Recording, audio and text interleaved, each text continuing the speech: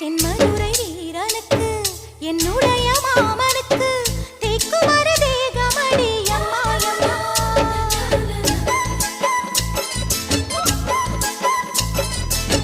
மாமன் பெற்ற பெண்ணுனக்கு மையெழுதும் கண் எதுக்கு என்னை வந்து கொல்லுதடி அம்மா அம்மா.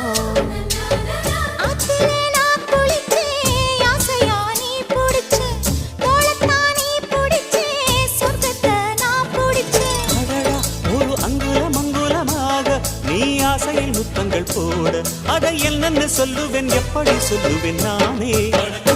சந்தனமே குங்குமமே நில்லடியோ இனிக்கும் செந்தமிழில்